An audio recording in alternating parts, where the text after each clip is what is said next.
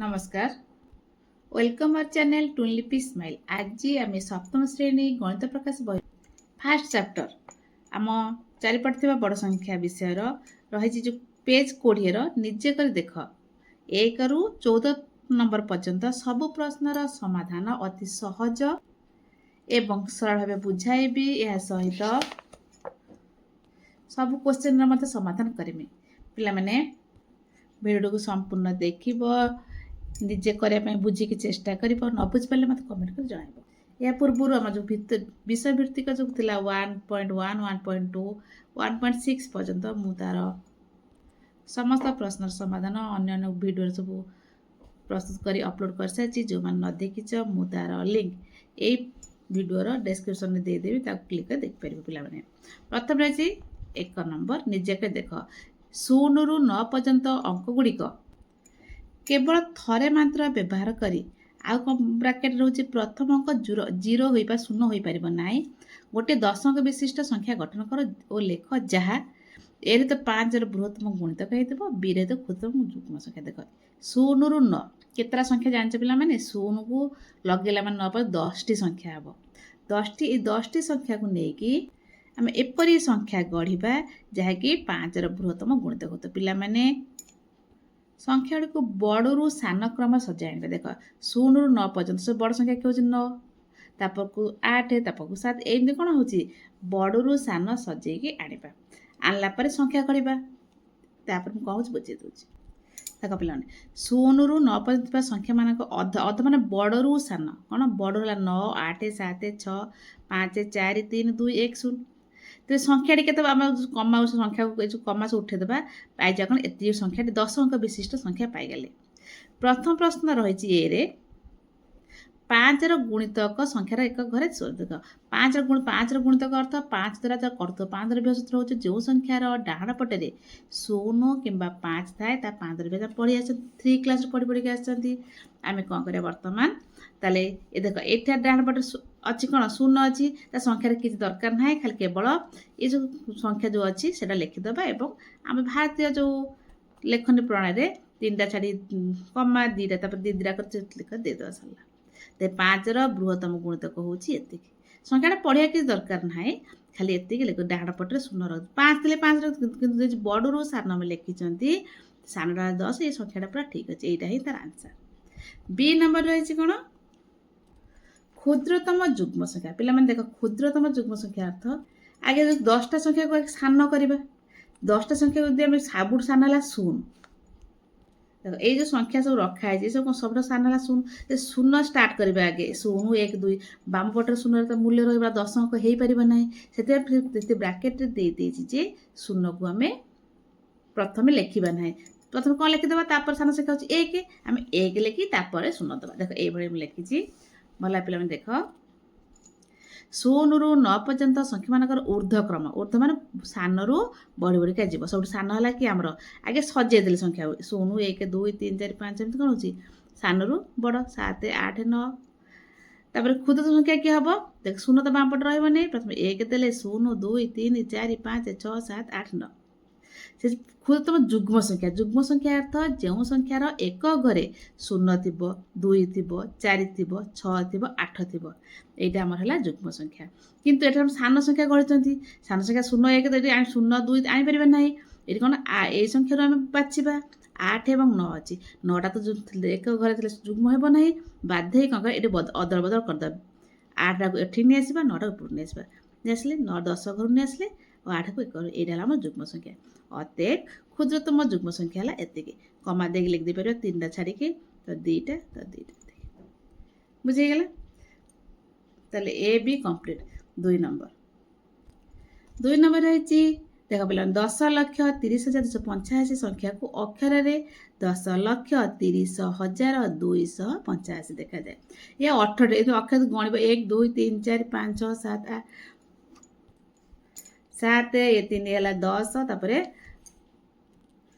2 12 2 14 ये 4 है 18टी अक्षर। सर्वाधिक संख्या को अक्षर थी गोटे 7 अंक विशिष्ट संख्या लिख 7 अंक ये केत अंक 3 2 5 ये भी से 7 क्योंकि 18टा अक्षर आप से प्रश्न रही तो ये 7 अंक को लेकिन आम गोटे बड़ संख्या लिख जहाँ ଯେଉଁ ଅକ୍ଷର ଗୁଡ଼ିକ ଯେଉଁ ଅକ୍ଷର ଲେଖୁଛନ୍ତି ଆମେ ସେ ସବୁଠୁ ବେଶୀ ତାଠୁ ଆମେ ବେଶୀ ଯେଉଁଟା ପାଇବାନି ସବୁଠୁ ବେଶୀ ଆମେ ଦେଖିବା।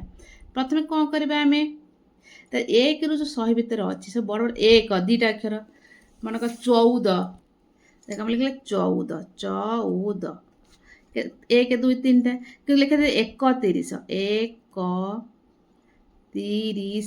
1 2 3 4 5ଟା ସେଥିପାଇଁ ଯେଉଁଗୁଡ଼ା ସବୁ ଅକ୍ଷର ସବୁ କ'ଣ କହନି ବଡ଼ ବଡ଼ ଲମ୍ବା ଅକ୍ଷର ସେକୁ ପ୍ରଥମେ ସଜେଇକି ଲେଖିଦେବା। ଦେଖ ମୁଁ ପ୍ରଥମେ ଲେଖି ସର୍ବାଧିକ ଅକ୍ଷର ଥିବା ସଂଖ୍ୟା ଗୁଡ଼ିକ 29 31 31 ନୁହେଁ ଆମେ କହିବା 31 କିନ୍ତୁ ପଡ଼େ 31 34 ଏଇଟା 35 ହେଲା 37 38 39 41 ଏମିତି ଲେଖିଦେବା 44 45 47 48 84 94 7 ଅଙ୍କ ଦେଖି ସେଇ ଏଇଥିରୁ ଆମେ କହିବା ବଡ଼ ବଡ଼ ଅକ୍ଷର ଥିବା ସଂଖ୍ୟା ବଡ଼ ବଡ଼ କ'ଣ ହେଉଛି ମାନେ ସର୍ବାଧିକ ଅକ୍ଷର ଥିବ ସଜେଇ ଦେଖ ମୁଁ ଏଠି ସଜେଇ ଲେଖିଦେଇଛି ଦେଖ ଏଇଥିରୁ ହିଁ ନେଇକି 7 ଅଙ୍କ ବିଶିଷ୍ଟ ମୁଁ 29 ନେଲି 31 ନେଲି ତାପରେ 34 ନେଲି ଏ ତ 6 ଆଉ ମଝିରେ 3 ପୁରେଇଦେଲି ଏଇଟା କ'ଣ ଲେଖା ହେବ 31 ଲକ୍ଷ 31,000 334 ଦେଖ ଅକ୍ଷର ଗୁଣ ଦେବ 1 2 3 4 5 ଏ 2 7 7 5 12 12 3 15 ଇଏ 4 19 ଇଏ 5 24ଟା ଅକ୍ଷର ତାର କେତେଟା ଅକ୍ଷର ହେଲା 24ଟା ଅକ୍ଷର ଏଇଭଳି ତମେ ମାନେ ଅନେକ ଗୁଡ଼ିଏ କ'ଣ କରିପାରିବ ବଡ଼ ବଡ଼ ସର୍ବାଧିକ ଅକ୍ଷର ଥିବା ସଂଖ୍ୟା କରିପାରିବ। ମୁଁ ଲେଖିଲି 3 8 3 9 3 38 ଲକ୍ଷ 39,348 ଇଏ ମୋତେ ମୋଟ ଅକ୍ଷର ଗଣ ଦେବ 48ଟା ଏହିପରି ଅନେକ 7 ଅଙ୍କ ବିଶିଷ୍ଟ ସଂଖ୍ୟା ଗଠନ ଦେଇପାରିବ। ମୁଁ ଏତେ ଗୁଡ଼ିଏ ସଂଖ୍ୟା ଲେଖିଲି ସେମାନଙ୍କୁ ନେଇ ଆମେ ଅନେକ ସଂଖ୍ୟା ଗଢ଼ିପାରିବା। ତାହେଲେ 2 ନମ୍ବର କମ୍ପ୍ଲିଟ୍। 3 ନମ୍ବର 3 ନମ୍ବରରେ ହେଇଛି 1 9 ଅଙ୍କ ବିଶିଷ୍ଟ ସଂଖ୍ୟା ଲେଖ ଯେଉଁଠାରେ ଯେକୌଣସି 2ଟି ଅଙ୍କର ସ୍ଥାନ ପରିବର୍ତ୍ତନ କଲେ ଏକ ବଡ଼ ସଂଖ୍ୟା ମିଳିବ ଏହିପରି କେତୋଟି ସଂଖ୍ୟା ମିଳିବ। ଦେଖ ପିଲାମାନେ 9 ଅଙ୍କ ବିଶିଷ୍ଟ ସଂଖ୍ୟା ଲେଖିବା ଯାହାକୁ ଆମେ ଯେକୌଣସି 2ଟା ଅଙ୍କ ସ୍ଥାନ ପରିବର୍ତ୍ତନ କଲେ ସେଟା କ'ଣ ହେବ ବଡ଼ ସଂଖ୍ୟା ପାଇବା।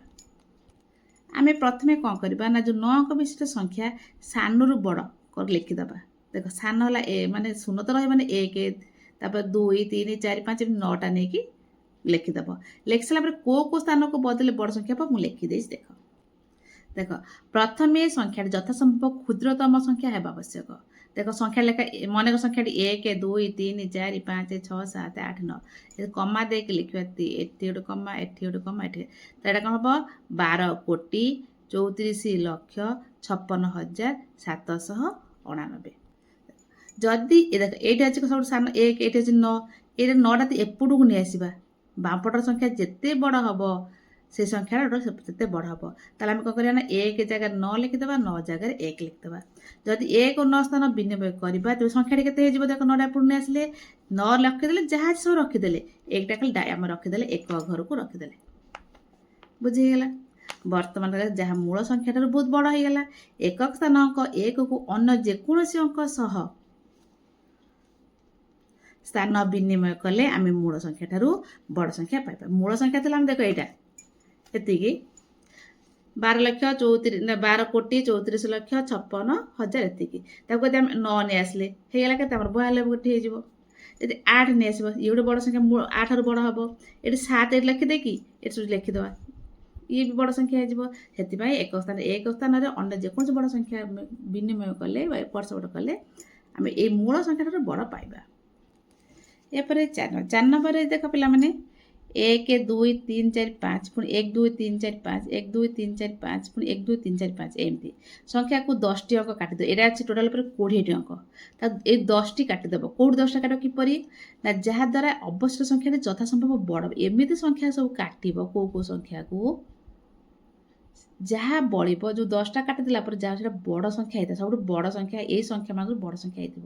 କିପରି କରେ ଦେଖ ପିଲାମାନେ ଦେଖ 1 2 3 4 କାଟିଦେବା ଯଦି 5ଟା ଗୋଟେ କ'ଣ ହେଇଗଲା ଗୋଟେ ବଡ଼ ସଂଖ୍ୟା ଏଇଠୁ ଏତିକି ବଡ଼ ସଂଖ୍ୟା ଏ ତ 4ଟା କଟା ହେଲା ପୁଣି ଆମେ ଆହୁରି 6ଟା କାଟିବା କେମିତି ପୁଣି କ'ଣ କରିବା ନା 1 2 3 ଏଇ 4ଟା କାଟିଦେବା ଏ 5ଟା ଅଛି ପୁଣି ଏତିକି ସଂଖ୍ୟା ହେଇଗଲା। ଦେଖ ଏଇଭଳି ମୁଁ ଲେଖିଛି ତୁମେ ସହଜରେ ବୁଝିପାରିବ।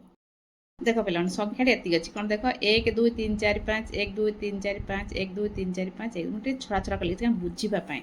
ଦେଖ ପ୍ରଥମେ କ'ଣ କଲେ ନା ମୂଳ ଯେଉଁ ସଂଖ୍ୟାଟା ଥିଲା ବାମ ପଟରୁ 1 2 3 4 ଏତିକି କାଟିଦେଲେ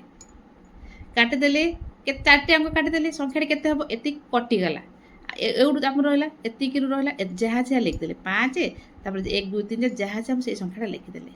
ଏ 4ଟା ଅଙ୍କ କଟିଲା। ପୁନଶ୍ଚ ପୁଣି କ'ଣ କରିବା ଦେଖ ପିଲାମାନେ, ପୁଣି ବାମ ପଟରୁ ଏ 5ଟା ରଖିଦେବା।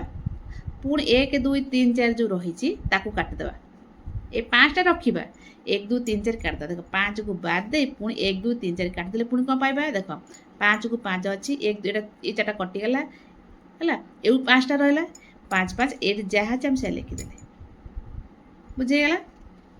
ତା ଏଇଟା କେତେଟା କଟିଲା, ଇଏ 4 ଇଏ 4 ଟୋଟାଲ ଉପରେ କେତେ କଟିଲା 8ଟି କଟିଛି। କେତେଟା କଟିଛି 8ଟି। ବର୍ତ୍ତମାନ ସୁଦ୍ଧା 4 ଯୁକ୍ତ 4 8ଟି କଟି ସାରିଲାଣି। ଆଉ 2ଟା କାଟିବାକୁ ପଡ଼ିବ। ବର୍ତ୍ତମାନ ବାମ ପଟରୁ 2ଟି ଅଙ୍କ ଛାଡ଼ିବା। ଛାଡ଼ି ଦେଖ ବାମ ପଟ ଏଇଟା, ଏଇଠି ଦେଖ ଏଇ ସଂଖ୍ୟାକୁ ଦେଖ, ଏଇ ଦୁଇଟାକୁ ଛାଡ଼ିଦେବା। ତାପରେ 12 ଅଛି 1 2 ଯେଉଁ 12 ଅଛି ତାକୁ ଆମେ କାଟିବା। ମୁଁ ପୁରା କ୍ଲିୟର କରି ଲେଖିଦେଇଛି।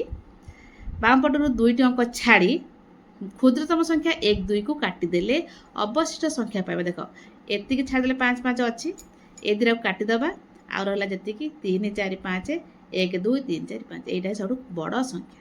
देख ये भी 10टा कटा हो गला 1 2 3 4 5 6 7 8 9 10 ये 10टा अंक। यही हिसाब से आम काटिकी बड़ संख्या पाईगले। 4 नंबर कंप्लीट। 5 नंबर देख 5 नंबर 0 जेडी आरो ओ एन 1 उभय शब्द रे कोन अछि ई अछि एठी ई अछि एठी अछि एवं ओ मध्य एठी ओ अछि। 1 और 2 उभय शब्द रे कोन अछि एठी ओ अछि एठी ओ अछि। 2 और 3 रे कोन अछि एठी टी अछि एठी टी अछि।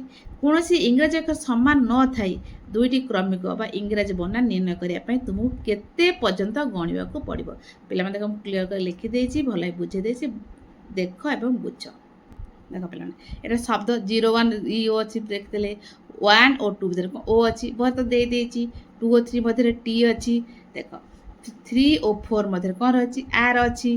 4 5 उभय एफ अच्छी एफ एफ एफ। 5 और 6 मध्य कौन अच्छी आई अच्छी। 6 7 ए उभय कौन अच्छी ना एस अच्छी। 7 8 रे कौन अच्छी उभय ई अच्छी। 8 9 रे ई अच्छी एवं आई मध्य अच्छी। ताले आमे देखिले कौन देखिले ना दुईटी क्रमिक संख्यार इंग्राजी नाम रे अतिक्रम गोटे अक्षर उभय रही। अतिक्रम गोटे दुईटा थी पारे 3टा भी थी पारे कही हेबनी किंतु गोटे निहाती थिबो। तेणु साधारण अक्षर नथिबा दुईटी क्रमिक संख्या आमे पाई परिबा नाही। कॉमन जेमिति हेले तो इंग्राजी अक्षर एमिति अछि पाखापाखि क्रमिक संख्या गोटे क्रमिक आमे संख्या ताको बनानटा पाइबा। यापर 6 नंबर टिके लंबा हम कि बुझब बुझला पर बहुत सहज लगे करने। मन कर तुम्हें समस्त संख्या 1 2 3 4 5 एम डट डट अच्छे मैंने 6 7 8 9 एमती अच्छे 8 9 10 11 एम बहुत गुड अच्छे 11 12 13 लिखुच।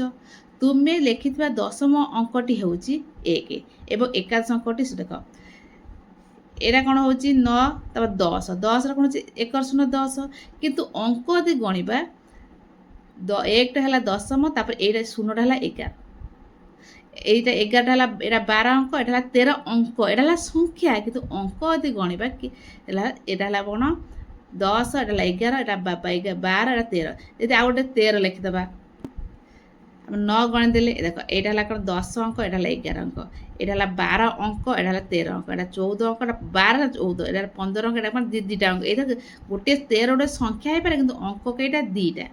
100 गोटे संख्या अंक केटा 3टा 1 2 3टा 105 ये है केतटा अंक 3टा अंक 8000 अच्छी ये केतटा अंक 8000 गोटे संख्या किंतु अंक 1 2 3 4टा अंक। बुझीपार ताले ये बुझे भितर आरु कौन रोज देख पिला माने ए एकादश अक्षर सुन जहाँ संख्या 10 रे कौन प्रश्न रही से लिखि चलले 1000तम अंकटी कौन हेबो ए अंकटी केउ संख्या थिबो। देख पिला माने एठार जो बुझेली आगे 10टा है एटा 10 एटा 11 अंक एटा 12 अंक 13 अंक एटा 14 अंक 15 अंक 16 17 तापर है 14 है 18 19 ताले 15 हो 20 एमती कौन अंक सब से 1000तम अंक क्यों संख्यार पड़ो पिला ये लिखा पे देख पूरा क्लीयर कर लगे भल बुझ बुझिकी बार बार प्रैक्टिस कले मन रही भाभी देमी देखिए एत लंबा लंबा आंसर टे डरीज ना डर किसी ना बुझला माने सब सहज लगे। प्रथम कले 1 अंक 1 जो 9 पर्यंत रही 1 अंक विषय मोट संख्या के 9टा अंक यदि गणवा से 9टा 1 अंक से 9टा संख्या जा अंक से 2 अंक विशिष्ट संख्यार कौन हो 2 अंक विशिष्ट 10 रु स्टार्ट हो 19 सजाऊँ ଶହେ ମାନେ ହେଉଛି 3 ଅଙ୍କ। 10ରୁ 99 ପର୍ଯ୍ୟନ୍ତ ମୋଟ ସଂଖ୍ୟା କେତେଟା ହେଉଛି ନା 10 ବୋଲି 90ଟି ହେଲା ସଂଖ୍ୟା, କିନ୍ତୁ 10ରୁ 99 ପର୍ଯ୍ୟନ୍ତ ମୋଟ ଅଙ୍କ କେଇଟା 90ଟି ସଂଖ୍ୟା ସବୁଟା ଦୁଇଟା ଅଙ୍କ ରହିଲା 180ଟି ଅଙ୍କ। ପ୍ରତି ସଂଖ୍ୟା 2ଟା ଅଙ୍କ ଅଛି, 90ଟା ସଂଖ୍ୟା 2ଟା ହେଲେ 180 ହେଲା ଏଇଟା ହେଲା ଅଙ୍କ। ତାହେଲେ 1ରୁ ଯେଉଁ 99 ଭିତରେ କେତେଟା ଅଙ୍କ ହେଲା ଦେଖ ପିଲାମାନେ, 1 ଏଠି ଥିଲା 9ଟା, ଇଏ ହେଲା 180ଟା, କେତେ ହେଲା 189ଟି, ଏଇଟା ହେଲା 189ଟି। ଆମ ଦରକାର 1000ତମ ଅଙ୍କ, କ'ଣ ଦରକାର 1000ତମ, ସେଥିପାଇଁ କ'ଣ କରିଲା ଆମେ ପାଇଗଲେ 189, ଆଉ ଦରକାର କେତେ ନା 1000ରୁ 189 ଫେରିଦେବା, ହେଲା 811ଟି ଅଙ୍କ ଦରକାର। ତ ଯେଉଁ 811ଟି ଅଙ୍କ ଦରକାର, 2 ଅଙ୍କ ସରିଯାଇଛି, 1 ଅଙ୍କ ସରିଛି, 2 ଅଙ୍କ ଆମ ଦରକାର 3 ଅଙ୍କ ହେଇଥିବା, ଯେଉଁ ସଂଖ୍ୟାଟା ପାଇବା ଆମେ ଥିଲା 3 ଅଙ୍କ ବିଶିଷ୍ଟ ହେଇଥିବ, 115 ହେଇପାରେ କି 215 କି 240 କି 300 କି 360, କ'ଣ ଗୋଟେ 3 ଅଙ୍କ ବିଶିଷ୍ଟ ସଂଖ୍ୟା ଆମର ହେଇପାରେ। ସେଥିପାଇଁ କ'ଣ କରିବା ନା ଏଠି ଲେଖାଇ ଦେଇଛି, କ୍ଲିୟର କରି ଦେଖ ପିଲାମାନେ, 100ରୁ ପ୍ରତ୍ୟେକ ସଂଖ୍ୟା 3 ଅଙ୍କ ଥାଏ। ତାହେଲେ 811ଟି ଅଙ୍କରେ କେତେଟା ଦେଖ କେଉଁଠି ରହିବ, ଦେଖ 811ରେ 3 ହରିଦେଲେ 270ଟି ହେଇଥିବ ସଂଖ୍ୟା, ଏବଂ ଆଉ ଗୋଟେ ବଳି ପଡ଼ୁଛି, 811 କଟୁ ନାହିଁ 3ରେ, 70 ହେଇକି ସମ୍ପୂର୍ଣ୍ଣ ହେଇକି 1 ଭାଗ ଶେଷ ବଳି ପଡ଼ୁଛି। ଦେଖ ଆମେ ପାଇଥିଲି 3 ଅଙ୍କ ବିଶିଷ୍ଟ ସଂଖ୍ୟା କେତେବେଳେ 100ରୁ ଆରମ୍ଭ ହୋଇଥିଲା, ତାହେଲେ 100 ଇଏ 270 କେଉଁଠି ହେଇଗଲା ଆମର 370, 1 ବଳକା ରହିଲା। ତାର ପରବର୍ତ୍ତୀ କ'ଣ ହେଉଛି 3ଟା ଅଙ୍କ କହୁଛି ନା 370, ତାପରେ ଗୋଟେ ବଳୁଛି 370 କି ଧରିଲେ, 370ର ବାମ ପାର୍ଶ୍ୱ ସେ ପଚାରୁଛି ବାମ ପାର୍ଶ୍ୱ ଅଙ୍କ, ଅର୍ଥାତ୍ 3 ହେଉଛି 1000ତମ ଅଙ୍କ। ତାହେଲେ ବାମ ପାର୍ଶ୍ୱରେ 3 ରହୁଛି, ଏଇଟା 370 ହେଉଛି ଆମର 1000ତମ ଅଙ୍କ, ଏବଂ ବାମ ପାର୍ଶ୍ୱରେ 1 ରହୁଛି। ବୁଝି ହେଇଗଲା 6 ନମ୍ବରରେ। ତାର ବି ନମ୍ବରରେ ରହିଛି କେଉଁ ସଂଖ୍ୟାରେ ନିୟୁତତମ ଅଙ୍କ ରହିଛି, ଦେଖ ଏଇଟା 1000, ଏଇଟା ନିୟୁତ, ବୁଝିପାରୁଛ, ଲକ୍ଷ ପରେ ନିୟୁତ, 7 ଅଙ୍କ ବିଶିଷ୍ଟ ସଂଖ୍ୟା, ମାନେ ନିୟୁତ ମାନେ 1 ଲକ୍ଷରୁ ଅଧିକ ହେଇଥିବ। କେଉଁ ସଂଖ୍ୟା, ଟିକେ ପ୍ରୋସେସଟା ଲମ୍ବା ହେବ କିନ୍ତୁ ବୁଝ ପିଲାମାନେ। ସେ ବି ନମ୍ବର 1 ଅଙ୍କ ସଂଖ୍ୟା 1ରୁ 9 ପର୍ଯ୍ୟନ୍ତ ହେଲା 9ଟି ଅଙ୍କ, ସେ ପ୍ରୋସେସରେ କରିକା ଯିବା, କିନ୍ତୁ ନିୟୁତ ପର୍ଯ୍ୟନ୍ତ ଯିବା। ଦେଖ ପିଲାମାନେ 2 ଅଙ୍କ ବିଶିଷ୍ଟ ସଂଖ୍ୟା 10ରୁ 99, ତାହେଲେ ମୋଟ ଅଙ୍କ ହେଲା 180ଟି, ଟୋଟାଲ 1 କରିଥିଲେ ଯାହା 189ଟି ପାଇଗଲେ। ତାପରେ 3 ଅଙ୍କ କତିକି ଯିବା, 3 ଅଙ୍କ 100ରୁ 199 ପର୍ଯ୍ୟନ୍ତ, ତାହେଲେ କେତେଟା ସଂଖ୍ୟା ରହିଲା 900ଟି ସଂଖ୍ୟା ରହିଲା। ଯଦି ଅଙ୍କ କେଇଟା ପ୍ରତି ସଂଖ୍ୟା 3ଟି ଅଙ୍କ, ଏଥିରେ ଅଙ୍କ ଥାଏ କେତେ ହେବ 900ରେ 3 ଗୁଣ ଦେଲେ 27ଟି ଅଙ୍କ। ତା ଯେଉଁ 100ରୁ 999 ଭିତରେ ପାଇଲେ 270ଟି ଅଙ୍କ ପାଇଲେ। ତାପରେ ପୁଣି କ'ଣ ହେଲା ନା ଯେଉଁ 1ରୁ ଆମେ କେତେଟା ପାଇଗଲେ ଦେଖିଦେବା, ଏଇଟା ପଛରେ ମିଶାଇଲେ ଚଳିଥାନ୍ତା କିନ୍ତୁ ମୁଁ ମିଶାଇ ଦେଉଛି। ଦେଖ ଆମେ 1ରୁ 999 ଭିତରେ କେତେଟା ଅଙ୍କ ପାଇଲେ ନା ପ୍ରଥମେ ପାଇଥିଲେ କେତେଟା ଆମେ 9ଟା, ତାପରେ 180ଟା, ତାପରେ 27ଟା, 9 ଆଉ 180 ମିଶିକି 189 ହେଇଥିଲା, 189 ଯୁକ୍ତ 2700 ଟୋଟାଲ ପାଇଗଲେ 2889ଟି ପାଇଲେ, କିନ୍ତୁ 1ରୁ 999 ଭିତରେ। ଆମେ ଦରକାର 1 ନିୟୁତତମ, ଇଏ ଗୋଟେ 4ଟା 4000 ପର୍ଯ୍ୟନ୍ତ ଯାଇଛନ୍ତି। ପୁଣି ଯିବା 4 ଅଙ୍କ କତିକି ଯିବା, 4 ଅଙ୍କ କେଉଁଠୁ ଷ୍ଟାର୍ଟ ହେଉଛି 1000ରୁ, ସରିବ 9999 ପର୍ଯ୍ୟନ୍ତ। ତାହେଲେ ମୋଟ ସଂଖ୍ୟା କେଇଟା ଅଛି, ଏତିକି ଫେରିଦେଲା ମାନେ 900ଟି ସଂଖ୍ୟା ଅଛି, କିନ୍ତୁ 900ଟି ସଂଖ୍ୟା 4 ଅଙ୍କ ହେଲେ ଅଙ୍କ କେଇଟା 4 ଗୁଣ, ତ ପ୍ରତି ସଂଖ୍ୟାରୁ 4ଟି ଅଙ୍କ, ଆମେ 9000ରେ 4 ଗୁଣ 36000, ତାହେଲେ କ'ଣ ହେଉଛି 4 ଅଙ୍କ ବିଶିଷ୍ଟ କେତେଟା ଅଙ୍କ ଅଛି ନା 36000।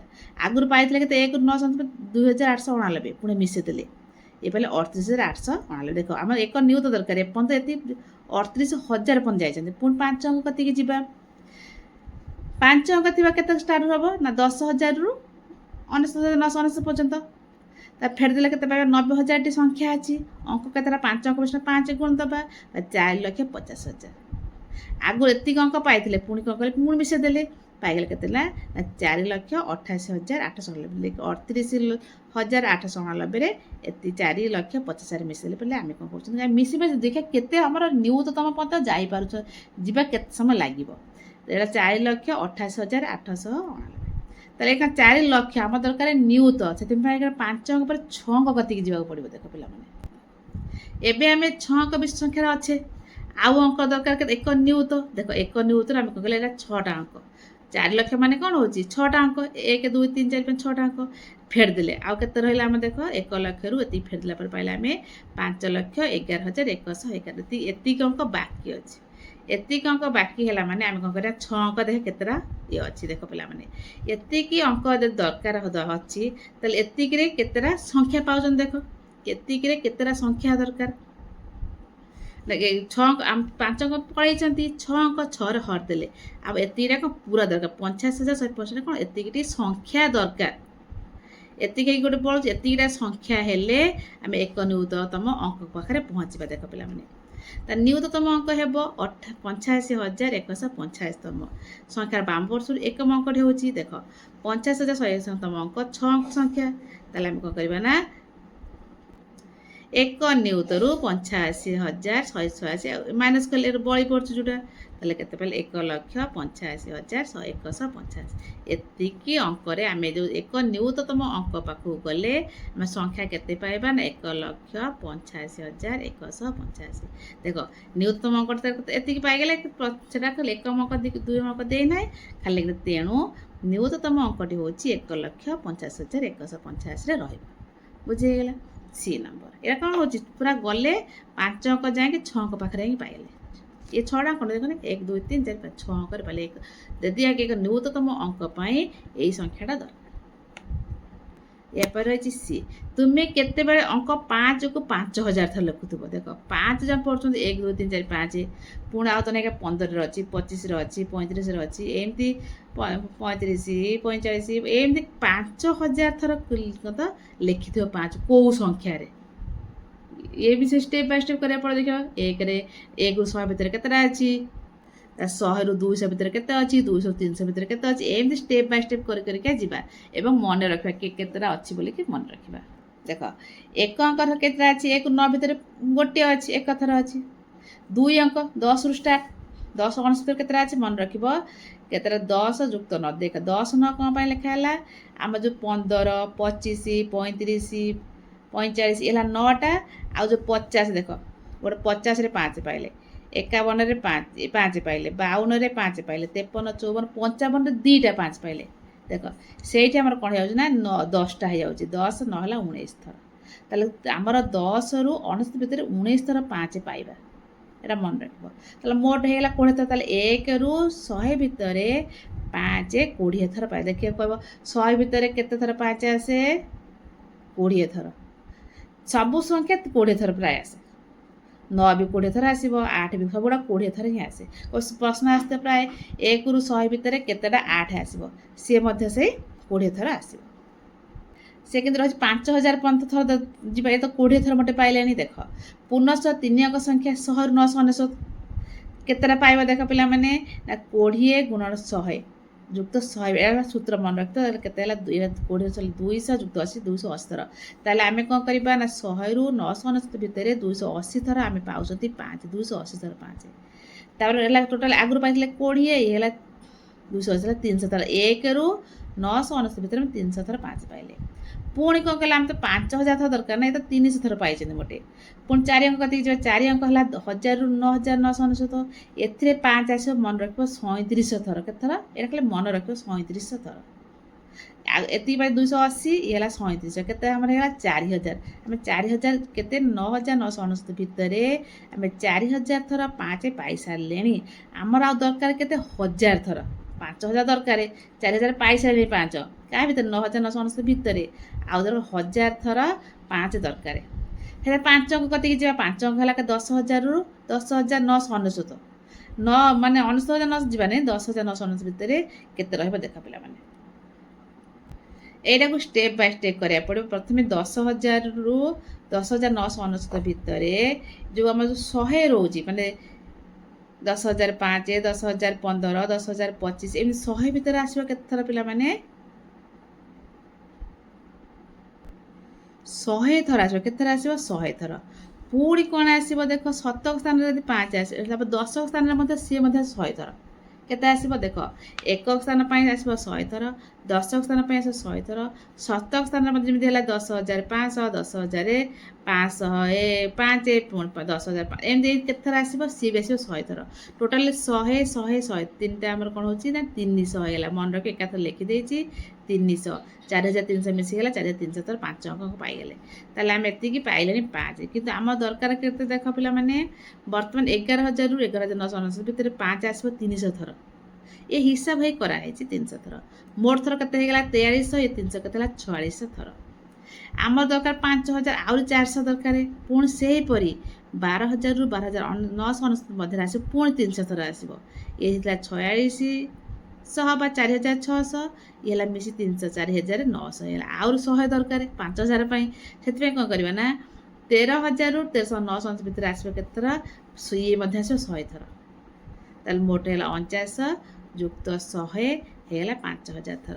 ତାହେଲେ 13,995 ଲେଖିବା ସମୟରେ 5 ଅଙ୍କକୁ 5,000 ଥର ଲେଖିବା। ଏତିକି ଅଙ୍କ ଆମେ ଲେଖିବା ଯଦି 5 ଆମର 5,000 ଥର ଆସିବ।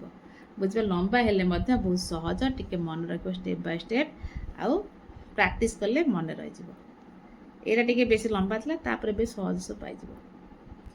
ଏବଂ 7 ନମ୍ବର, ଗୋଟିଏ କାଲକୁଲେଟର କେବଳ +10,000 ଆଉ +100। ଗୋଟେ କାଲକୁଲେଟର 10,000 ଅଛି, 100 ଅଛି, ଆଉ କିଛି ବଟନ୍ ନାହିଁ। ନିମ୍ନଲିଖିତ ସଂଖ୍ୟା ପାଇଁ କେଉଁଠି କେତେ ଥର ବଟନ୍ ଦବାଉଛ ତାହାର ଏକ ପରିପ୍ରକାଶ କରିବା। ଦେଖ 20,800 ପାଇଁ 10,000 କେତେ ଥର କରିବା, 100 କେତେ ଥର କରିବା। ମୁଁ କରିଛି ଏଇଭଳି। ଦେଖ ପିଲାମାନେ, ପ୍ରଥମ ହେଲା 20,800। ଦେଖ 2 × 10,000, 8 × 100, ଟୋଟାଲ ପରେ ଆସିବ 2, 8, 10। ଆଉ ଏ ଦାଟା ଲେଖିବା କିଛି ଦରକାର ନାହିଁ, ଟୋଟାଲ ହେଲା 10 ଥର। ତା ସଂଖ୍ୟାଟି ହେଲା 42,100। ଦେଖ 42,000 ପାଇଁ ଆମେ କ'ଣ କରିବା? 9 × 10,000 ଯୁକ୍ତ 21 × 100, ଟୋଟାଲ ହେଇଗଲା ସମୁଦାୟ ହେଇଗଲା 9 ଯୁକ୍ତ 21 ସମାନ ହେଲା 30 ଥର। ତା ସି ନମ୍ବର, ସଂଖ୍ୟାଟି ହେଉଛି 1,20,500। ଦେଖ ପିଲାମାନେ, ଆମେ 10,000 ଅଛି, ସେଥିରେ 10,000 ପାଇଁ 12 କଲେ, 12 × 10,000 ଯୁକ୍ତ 5 × 100, ଟୋଟାଲ ହେଇଗଲା କେତେ? 12 × 5 = 17 ଥର। ଦେଖ 65,30,000। ଦେଖ 10,000 ବଟନ୍ ଅଛି, 10,000 କେତେଟା ଶୂନ? ନା 4ଟା ଶୂନ। 1, 2, 3, 4ଟା ଶୂନ କାଟିଦେବା, କେତେ ରହିଲା? 653 ରହିଲା। 653ରେ ଗୁଣିଦେବା 10 ଲକ୍ଷ। ଏଇଟା ବନ୍ଧନ ଦେଇ ଲେଖିଲେ ପ୍ଲସ୍, ଆଉ ତ କିଛି ନାହିଁ। ଏଇଟା ଶୂନ ଲେଖିଲେ ଚଳ, ନ ଲେଖିଲେ ଚଳ ନାହିଁ, ତାର କିଛି ଲେଖିବା ଦରକାର ନାହିଁ। ବଟନ୍ ସଂଖ୍ୟା ଲେଖିବ। ବଟନ୍ ଦବା ସମାନ 653 ଥର। ତାପରେ ଏ ନମ୍ବର ରହିଛି 70,25,700। ଦେଖ ପିଲାମାନେ କ'ଣ କଲେ ନା, ଦେଖ 10,000ରେ କେତେଟା ଶୂନରୁ? 4ଟା ଶୂନ, 1, 2, 3, 4 ଏତିକି ପଳେଇଲା, ଆଉ ରହିଲା 702। 702ରେ 10,000 ଆମେ ଗୁଣିଦେବା ପ୍ଲସ୍, ଆଉ ବଳିଛି କେତେ? ଏଠି ଆମର 57 ବଳିଲା। ଏଠି ଆଉ 157 ଗୁଣନ 100। ତାହେଲେ ବଟନ୍ କେତେ ହେଇଗଲା ଆମର? ବଟନ୍ ଦବାଇବା 702 ଯୁକ୍ତ 57 ସମାନ ହେଲା 9, 5, 7, 759 ଥର। ଏଇ ନମ୍ବର କମ୍ପ୍ଲିଟ୍। ତାପରେ ରହିଲା ଆମର 8 ନମ୍ବର। 8 ନମ୍ବର ରହିଛି କେତେ ଲକ୍ଷରେ 1 ବିଲିୟନ ହୁଏ। ଦେଖ ପିଲାମାନେ, 1 ବିଲିୟନ ହେଉଛି 100 କୋଟି, ମନେ ରଖିବ, ବା 1 ଅରବ। 8 ନମ୍ବର 1 ବିଲିୟନ 100 କୋଟି। ଦେଖ 100 କୋଟିରେ ହେଲା 1, 2, 3, 4, 5, 1, 10, 100, 1000, ଅୟୁତ, ଲକ୍ଷ, ନିୟୁତ, କୋଟି। ଦେଖ ଏଇଠି କୋଟି, 100 କୋଟି। 1 ବିଲିୟନ ହେବା ପାଇଁ ଲକ୍ଷ ଦରକାର। ଲକ୍ଷ ହରିଦେବା 100 କୋଟିରେ। ଆମେ କ'ଣ କରିବା ନା, ଲକ୍ଷରେ କେତେଟା ଶୂନ? 5ଟା ଶୂନ। ଏଥିରେ 5ଟା ଶୂନ କାଟିଦେବା। 1, 2, 3, 5ଟା କଟିଦେଲା, ଆଉ ରହିଲା ଏତିକି ରହିଲା। କେତିକି ରହିଲା ନା 10। 1ରେ 4ଟା ଶୂନ, 4ଟା ଶୂନ ଅର୍ଥ 10,000। ତାହେଲେ 10,000 ଲକ୍ଷରେ 1 ବିଲିୟନ ହୁଏ। ବୁଝିପାରିଲ କେମିତି ହେଇଗଲା? 150 ମାନେ କ'ଣ କରିବା ନା, ଲକ୍ଷେ କାଟିଦେବା। ପ୍ରଥମେ ଆମେ ବିଲିୟନକୁ ଆମେ କ'ଣ କରିଦେବା ନା, ଆମ ଭାରତୀୟ ଭାଷାରେ ଆମେ ଲେଖିଦେଲେ 100 କୋଟି। 100 କୋଟିକୁ ଲକ୍ଷରେ ହରିଦେଲା ପରେ ଏତିକି 1000 ଲକ୍ଷରେ ବିଲିୟନ ହୁଏ। ଏବେ 1ରୁ 9 ଥିବା 2 ସେଟ୍ ସଂଖ୍ୟା କାର୍ଡ଼ ତୁମକୁ ଦିଆ। ଦେଖ ଏଇଟା ସେଟ୍ 1ରୁ 9, 1, 2, 3, 4, 5, 7ଟା, ଇଏ ହେଲା 5ଟା। ସେ ପ୍ରଶ୍ନ କ'ଣ? ଦେଖ ତଳେ ଦିଆଯାଇଥିବା ପ୍ରତ୍ୟେକ କୋଠରୀରେ ସେଥିରୁ ଏପରି ଗୋଟିଏ ଲେଖାଏଁ କାର୍ଡ଼ କ'ଣ ସୃଷ୍ଟି ହୋଇଥିବା 2 ସଂଖ୍ୟାର ଯୋଗଫଳ ସର୍ବାଧିକ ହେବ। ଦେଖ ପିଲାମାନେ, ଏଇ ଯେଉଁ କାର୍ଡ଼ ସବୁ ରହିଛି ସର୍ବାଧିକ, ସେଥିପାଇଁ ଆମେ କ'ଣ କରିବା ନା, ଆମର 7 ଆଉ 5 ଅଙ୍କ ପାଇଁ କ'ଣ ବୃହତ୍ତମ ସଂଖ୍ୟା ନେବା। କ'ଣ ନେବା? ଏଇଟା 7, 1, 2, 7ଟା ଯେଉଁ କାର୍ଡ଼ ରହିଛି, ଏଇଟା 5ଟା, ଏସବୁ ବୃହତ୍ତମ ସଂଖ୍ୟା ଆମେ ସବୁ ନେବା। ତାକୁ ଏଇଭଳିଆ ସର୍ବାଧିକ ଯୋଗଫଳ ପାଇବା ପାଇଁ ଆମର 7 ଅଙ୍କ ଓ 5 ଅଙ୍କ ସଂଖ୍ୟା ଦ୍ୱୟ ବୃହତ୍ତମ ଆବଶ୍ୟକ। 7 ଅଙ୍କ ବୃହତ୍ତମ, ଫାଷ୍ଟ ବଡ଼ ସଂଖ୍ୟା ହେଲା, ମୁଁ କହିଛି ବାମପଟୁ ଯେଉଁ ସଂଖ୍ୟାଟା ବଡ଼ ହେବ ବଡ଼, ଛୋଟ ସଂଖ୍ୟାଟା ବଡ଼। ତାପରେ 9, ତାକୁ ଟିକେ ହେଲା 8, 7, 6, 5, 4, 3, ଏଇଟା 7 ଅଙ୍କ ହେଇଗଲା। ପୁଣି 5 ଅଙ୍କର ବଡ଼ ସଂଖ୍ୟା କ'ଣ ହେବ ପିଲାମାନେ? 9, 8, 7, 6, 5 ଯୋଗ କରିବା। ଦେଖ ଯୋଗ କଲା ମାନେ କ'ଣ ପାଇଲା? ଆମେ ମିଶିଦେଲେ ପାଇଲେ 69,75,308। ପୁଣି B ନମ୍ବର କ'ଣ ରହିଛି? ଦେଖ ପିଲାମାନେ, ଗଠିତ ସଂଖ୍ୟା ଦ୍ୱାରା ସମ୍ଭାବ୍ୟ ସର୍ବନିମ୍ନ ବିୟୋଗଫଳ। ଏଇଟା ବିୟୋଗଫଳ। ସେଥିପାଇଁ ଆମେ କ'ଣ କରିବା ନା, 7 ଅଙ୍କ ବିଶିଷ୍ଟ କ୍ଷୁଦ୍ରତମ ଏବଂ 5 ଅଙ୍କ ବିଶିଷ୍ଟ ବୃହତ୍ତମ ନେବା। 7 ଅଙ୍କର କ୍ଷୁଦ୍ରତମ ନେବା, ଆଉ 5 ଅଙ୍କର ବୃହତ୍ତମ ନେବା। ସର୍ବନିମ୍ନ ବିୟୋଗଫଳ ବା ବିୟୋଗଫଳ ଯାହା ଅନ୍ତର ସେଇଆ ପାଇବା ପାଇଁ ଆମକୁ 7 ଅଙ୍କ ସଂଖ୍ୟାଟି କ୍ଷୁଦ୍ରତମ ଓ 5 ଅଙ୍କ ବିଶିଷ୍ଟ ସଂଖ୍ୟାଟି ବୃହତ୍ତମ କରିବାକୁ ପଡ଼ିବ। ସେଥିପାଇଁ କ'ଣ କହିଲେ 7 ଅଙ୍କ ବିଶିଷ୍ଟ ସଂଖ୍ୟା ନେଲେ ଆଗ କ୍ଷୁଦ୍ରତମ ନେବା। କ୍ଷୁଦ୍ର ହେଲା 1 2 3 4 5 6 7 7 ଅଙ୍କ ହେଇଗଲା। 5ଟା ବୃହତ୍ତମ ହେଲା ବଡ଼ ହେଲା ସବୁଠାରୁ କେତେ ଆମର 9 8 7 6 5 ତାକୁ ଅନ୍ତର କରିବା ଫେଡ଼ାଣ କରିଦେବା। ଫେଡ଼ିଦେଲେ ପାଇବା ଆମେ 11,35,802। ତାହେଲେ ଏ ବି କମ୍ପ୍ଲିଟ୍। ଏହାପରେ 10 ତୁମକୁ କିଛି ସଂଖ୍ୟା କାର୍ଡ଼ ଦିଆଯାଇଛି। ଗୋଟେ 4,000, ଗୋଟେ 13,000, ଗୋଟେ 300, ଗୋଟେ 70,000, ଗୋଟେ ରହିଛି 1,50,000, 25,000। କାର୍ଡ଼ ଗୁଡ଼ିକୁ ବ୍ୟବହାର କରି ତୁମେ ଚାହୁଁଥିବା ଗାଣିତିକ ପ୍ରକ୍ରିୟା ଅନୁସାରେ ନିମ୍ନ ଦିଆଯାଇଥିବା ସଂଖ୍ୟା ଗୁଡ଼ିକର ନିକଟତର ହେବ। ଆନୁମାନିକ ଯେଉଁ ନିକଟତର ହେଉଛି ଏକ ନିର୍ଦ୍ଦିଷ୍ଟ ସଂଖ୍ୟା ତିଆରି କରିବା ପାଇଁ ପ୍ରତ୍ୟେକ କାର୍ଡ଼କୁ କେବଳ ଥରେ ବ୍ୟବହାର କରିବ। ଥରେ ବ୍ୟବହାର କରିକି ଆମେ ଏତିକି ପାଖକୁ ଯିବା ଆକଳନ କରି ନିକଟତର ହେବା। ସେଇ ସଂଖ୍ୟା ପାଇଲେ ପାଇବା, ନହେଲେ ପାଖକୁ ଯିବା। ସେ ଗୋଟେ ଦେଇ ଦେଖ 1,10,000। ଦେଖ ସେ କ'ଣ କରିଛି ନା 4,000 କାର୍ଡ଼କୁ ନେଲା, ସେ ସଂଖ୍ୟା କାର୍ଡ଼କୁ ଗୁଣନ କଲା 20 ଏବଂ 5 ସଂଖ୍ୟା କାର୍ଡ଼କୁ ମିଶାଇକି ତାକୁ ଗୁଣନ କଲା, ଯୁକ୍ତ କଲା 13,000, ଟୋଟାଲ୍ ପାଇଲା 1,13,000। ଦେଖ ସଂଖ୍ୟାଟା ଥିଲା 1,10,000, ଏଇଟା 10,000 ପାଇଲେ କି 1,13,000 ପାଇଲେ, କିନ୍ତୁ ନିକଟତର ହେଲେ। ସେଇଭଳି ଆମେ B C D କରିବା। ଇଏ ମଧ୍ୟ ଦେଖ ପ୍ରଥମେ କ'ଣ କଲେ ନା 2 ଲକ୍ଷ ନିକଟତର ଆକଳନ କ'ଣ କରିବା, ପ୍ରଥମେ ନେବା 1,50,000 ସଂଖ୍ୟା କାର୍ଡ଼କୁ ନେବା, ଯୁକ୍ତ 70,000 ଆଉ ମାଇନସ୍ କରିବା 4,000 ଗୁଣନ 5। ଇଏ ପାଇଗଲେ କେତେ, ମିଶାଇଦେଲେ ପାଇଗଲେ 2,20,000। ଇଏ ହେଲା 4 5 20,000। ଫେଡ଼ିଦେଲା ପରେ ପାଇବା ଆମେ 2 ଲକ୍ଷ, ପୁରା ପାଖାପାଖି ହେଇଗଲା, ସମାନ ହେଇଗଲା। ତାପରେ ସିରେ ରହିଛି 5,80,000। ଦେଖ ପିଲାମାନେ 5 କ'ଣ କଲେ ନା 70,000 5 ଗୁଣିଲେ କାର୍ଡ଼ ନେଲେ, ଯୁକ୍ତ 1.5 ଲକ୍ଷ କାର୍ଡ଼ ନେଲେ, ଯୁକ୍ତ କଲେ 4,000 ଗୁଣନ 20। କାହିଁକିନା 5 ଲକ୍ଷ ପାଖରେ ପହଞ୍ଚିବା ନା। ଏଟା ହେଲା 3,50,000। ଏଟାକୁ ଆମେ ପାଇଲେ 1.5 ଲକ୍ଷ ରହିଲା, ମାନେ 1,50,000 ରହିଲା। ଆଉ 4,000 20 ଗୁଣିଲେ ହେଲା 80,000। ଟୋଟାଲ୍ ମିଶାଇଦେଲେ ପାଇଗଲେ ଆମେ 5,80,000। ଏଇଟା ପୁରା ସମାନ ହେଇଗଲା। ଏ 5 ଲକ୍ଷ ସଂଖ୍ୟା ଥିଲା, ତା ନିକଟରେ ପାଇଗଲେ। ଏଇ କାର୍ଡ଼ ସବୁ ସାଇଜ୍ କରି ରଖିଲେ। ଡିରେ ରହିଛି ଦେଖ ପିଲାମାନେ 12,48,000। ଆମେ କେଉଁ କାର୍ଡ଼କୁ ନେଲେ, ପ୍ରଥମେ 70,000 କାର୍ଡ଼କୁ ନେଲେ, ତା ସହିତ 12 ଲକ୍ଷ ପାଇଁ ଆମର କ'ଣ ଆମର ସବୁ ଅତି ବେଶୀର ଆମର ଅଛି 1,50,000 ଅଛି। ଆମେ ସେଥିପାଇଁ କ'ଣ କଲେ ନା 70,000 20 ଗୁଣିଲେ, ଫେଡ଼ାଣ କଲେ କେତେ 1,50,000, ପୁଣି ଫେଡ଼ାଣ କଲେ 4,000, ପୁଣି ଫେଡ଼ାଣ କଲେ 300 ଗୁଣ 5। ସବୁ କାର୍ଡ଼ ଥରେ ବ୍ୟବହାର କରାଯାଇଛି। ଏଇଟା ଦେଖ ଗୁଣିଲେ ପାଇଲେ ଆମେ 14 ଲକ୍ଷ। ଆମ ଦରକାର 12 ଲକ୍ଷ, ସେଇଥିପାଇଁ ଫେଡ଼ା ହେଇଛି। ଏଇଟା ହେଲା 1,50,000, ଫେଡ଼ାଣ 4,000, ଫେଡ଼ାଣ ଏଇଟାକୁ 300ରେ 5 ଗୁଣିଲେ 1,500, ଏଇଟା ହେଲା 1,500। ଟୋଟାଲ୍ ହେଲା 14 ଲକ୍ଷ ରହିଲା। ଏଇଟା ଫେଡ଼ି ଟୋଟାଲ୍ ପାଇଲେ 1,55,500। ଆକୁ ଫେଡ଼ିଦେଲା ପରେ 12,69,500। D complete. ଇ ଦେଖ ଇରେ 20,90,800। ଆମେ କ'ଣ କଲେ ନା 13,000 କାର୍ଡ଼ ନେଲେ, ତା ସହିତ 300 ଗୁଣିଲେ, ତା 70,000 କାର୍ଡ଼ରେ 20 ଯୁକ୍ତ 5 ଗୁଣିଲେ, ପୁଣି 1,50,000 କାର୍ଡ଼ ନେଲେ, ଏଇଟା ମାଇନସ୍ କରିବା, ଯୁକ୍ତ 4,000 କାର୍ଡ଼ ନେଲେ। ବର୍ତ୍ତମାନ 13,300 ଗୁଣିଲେ 13,300 କେତେ ହେଲା 39 ଲକ୍ଷ ହେଇଗଲା। 39 ଦେଖ ପିଲା 39 ଲକ୍ଷରେ 5ଟା ଶୂନ। ତାପରେ ଏଟା କ'ଣ କଲେ ନା 20 5 ହେଲା 25। 25ରେ 70,000 ଗୁଣିଲେ ପାଇଲେ ଆମେ 17,50,000। ଦେଖ ଆମ ଦରକାର 20 ଲକ୍ଷ, ଏଇଟା ହେଲା 39 ଲକ୍ଷ, ଏଟା ଫେଡ଼ାଣ କରାହେଇଛି, ଏଇଟା 17,50,000। ଏଟା ମାଇନସ୍ 1,50,000 ଅଛି, ଏଇଟା ଯୁକ୍ତ 4,000 ମଧ୍ୟ ଅଛି। ଏହାପରେ ଦେଖ ପିଲାମାନେ 39 ଲକ୍ଷ ରହିଲା, ଏଟା ଫେଡ଼ାଣ ମିଶାଇଦେଲେ, ଫେଡ଼ାଣ ସରଳକରଣ କରଛି କି ନା ଫେଡ଼ାଣ ମିଶାଇଲେ ପାଇଲେ ଏଟା ହେଲା 19 ଲକ୍ଷ। 17,50,000 ଯୁକ୍ତ 1,50,000 ମିଶାଇଲେ ମାନେ ପାଇବା 19 ଲକ୍ଷ। ଏ 4,000 ରହିଲା। ଦେଖ ଏଟା ପ୍ଲସ୍ ସଂଖ୍ୟା, ଏଟା ପ୍ଲସ୍ ସଂଖ୍ୟା ମିଶାଇଦେଲେ ପାଇଲେ 39,04,000। ଏଟା ଫେଡ଼ିଦେଲା ପରେ ଆମେ ପାଇଲା ଆମେ ଟୋଟାଲ୍ ଉପରେ 20,04,000। ଏଇଠି ଆମେ ଫେଡ଼ାଣ କରିଛି ଦେଖ ପିଲାମାନେ 20,04,000। ତେବେ ଆମର ଇ ନମ୍ବର କମ୍ପ୍ଲିଟ୍। 11 ନମ୍ବର ରହିଛି ଷ୍ଟାଚ୍ୟୁ ଅଫ୍ ୟୁନିଟ୍ ଉଚ୍ଚତା ବିଶିଷ୍ଟ ଏକ ମୁଦ୍ରା ସ୍ତମ୍ଭ କରିବା ପାଇଁ କେତୋଟି ମୁଦ୍ରା ଆବଶ୍ୟକ ହେବ। ମନେକର ପ୍ରତ୍ୟେକ ମୁଦ୍ରାର ମୋଟେ ଏକ। ଦେଖ ଷ୍ଟାଚ୍ୟୁ ଅଫ୍ ୟୁନିଟ୍ ଦେଖିଛ ଆମର ଲୌହମାନବ ସର୍ଦ୍ଦାର ବଲ୍ଲଭଭାଇ ପଟେଲଙ୍କର ପ୍ରତିମୂର୍ତ୍ତି। ଏଇଟା ଗୁଜୁରାଟ ଅବସ୍ଥିତ। ସେ କହୁଛି ଗୋଟେ ଟଙ୍କେ ସବୁ କ'ଣ କରାହେଇଛି ନା ମୂର୍ତ୍ତିଟା ଆମେ ଜାଣିଛେ ଯେତେ ହେଇଥାଉ ମୂର୍ତ୍ତିଟା, ଏ ଯେଉଁ ଟଙ୍କେ କେତେଟା ଟଙ୍କା ହେଲେ ମୋଟେଟା ହେଉଛି 1 ମିଲିମିଟର। ଏ ଟଙ୍କାର ଏମିତି କେତେଟା ହେଲେ आम कौन करवा स्टाच्यू अफ यूनिट पाखे पहुँची पार। स्टाच्यू अफ यूनिट मीटर हूँ के 180 मीटर मन रखिए। स्टाच्यू अफ यूनिट तार हाइट हूँ उच्चता हूँ 180 मीटर। ये जो टंकार रोचे 1 मिलीमीटर।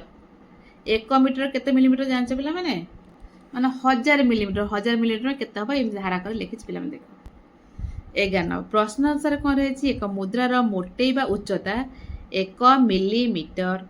स्टाच्यू अफ यूनिट उच्चता हूँ 180 मीटर। ताले ये मीटर को आम मिलीमीटर करदे ना सामान करहब ना आम हरण करना 180 मीटर रे आम 1000 गल 1000 कौटू आनले ना 1 मीटर हूँ 1000 मिलीमीटर। मीटर को मिलीमीटर कर पाईगले के एति कम 1,80,000 मिलीमीटर पाईगले ये लिखते मिलीमीटर।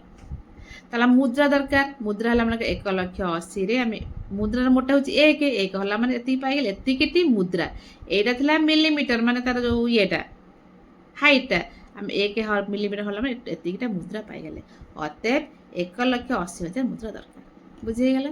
12 नंबर 12 धूसर मुंडुवा एक प्रकार सामुद्रिक पक्षी आल्बाट्रोस गुड़िकर प्राय 7 फुट ओसार डेणा था। ये जो ओसार 7 फुट से माने समुद्र एक स्थान अन्य स्थान को स्थानांतर करने को जनाशुना गोटे स्थान अन्य स्थान पड़े समुद्र बुझीपार। आल्बाट्रोस गुड़िक दिन को प्राय 900 ରୁ 1000 900 किलोमीटर जब कि 1000 900 ରୁ 1000 पर्यटन जी रेकर्ड होता दीर्घतम एकक यात्रा हूँ प्राय 12,000 मैंने 12,000 किलोमीटर पर्यटन पड़ाती। तेज से यही यात्रा कले पसंद मास अतिक्रम करने केते दिन लगे से दिन को जाती 900 कि 1000 900 कला टोटाल समुद्र रोचे के 12,000 समुद्रटा हूँ मनकर समुद्र समुद्र तो आखि पाइबने मनकर समुद्र ये 12,000 किलोमीटर लंबा। गोटे चढ़ई कौन मैं जो ये चढ़ई से कौन कर दिन को जाऊँगी के 900 जीव एतिटा जीव ना 1000 जीव जदि जाती टोटाल 12,000 के लगे ना 12,000 प्रथम 900 कले के दिन लगे आ 1000 जीव के दिन लगे ये स्टेप बाय दुईटा करके आम हिसाब करवा से धारा कर लिखी देख पे मैंने समुद्र यात्रा करने को पड़ो 12,000 किलोमीटर एक दिन जाऊँचे के 900 ରୁ 1000 किलोमीटर पर्यटन यदि 900 किलोमीटर जीव दिन को ताले 12,000 के लगे ना 12,900 हेल्ले पाइले के देख ये दुईटा शून्य ये 2 शून्य कटिगला ये 3 रे कटिज 3 3 9 3 4 12 है 40 ये 40 विभक्तक 3 40 रे 3 हल्ला माने 13.3 हे देख हरदब 13.3 हे ताले ये 900 किलोमीटर जीव ताले एतिकी 13.3 दिन लगे प्राय एटा प्राय लगे तापरे ये जो 3 टा छाड़ 0.3 को जदि 1000 किलोमीटर दिन को जाए ताले मोर दिन के लगे ना 12 टोटाल लंब हो 12,000 1000 हेल्ले एटा 12 दिन प्राय 12 ରୁ 13 दिन लगे समुद्र पारि हवा को जो पक्ष समुद्र आल्बाट्रोस ताकू लगे 12 दिन ना 13 दिन समय लगे बुझेगा। 12 नंबर कंप्लीट। 13 नंबर रही फ्लेमिंगो पक्षी प्रतिवर्ष शीत ऋतु में साइबेरिया अंचल चिलिका को आसता शीत सह न पाले सब चिलिका पड़ाती साइबेरिया चिलिका को अविरत यात्रा करने 12,000 किलोमीटर पथ अतिक्रम पड़ता है 12,000 यार यात्रा 13 अक्टोबर आरंभ हो 2022 आरंभ हो 11 दिन 13 अक्टोबर 2022 आरंभ होता 13 तारिख रू 11 दिन लगे ताले प्रश्न रही तेज यार प्रतिदिन अतिक्रम करता दूरता प्रति घंटार अतिक्रम दूरता दिन को केते जाउची घंटा को मतलब केते जाउची 1 घंटा सॉरी 1 दिन हो 24 घंटा ताले ये सब दुईटा बाहर करा पड़ो ताके लिखित प्रश्न अनुसार मोट दूरता 12,000 किलोमीटर समय अवधि हूँ 11 दिन 1 दिन 24 ये बुझे देती तेणु प्रतिदिन अतिक्रम कर देख जदि 12,000 जीव तो के 1,090 आम तो हरिदबा यहाँ को 11 यहाँ हरदे पाई आम 11 के 11 हर देला 0 90 के 1,090.90 बा ये 90 तो 1 धरदबा 1,091 किलोमीटर प्राय जीव के जाऊँगी ना दिन को से पचास घंटा 1 दिन केते घंटा 24 ये पुणी कौन कल ना प्रति घंटार अतिक्रम कर हार दूरता हूँ 12,000 बहुत 11 गुणन 24 टोटाल कटेदबा देख पिला माने एटा को 12 कटेदेले 12 के 12 एटा 1000 होगला एटा 12 दूने 24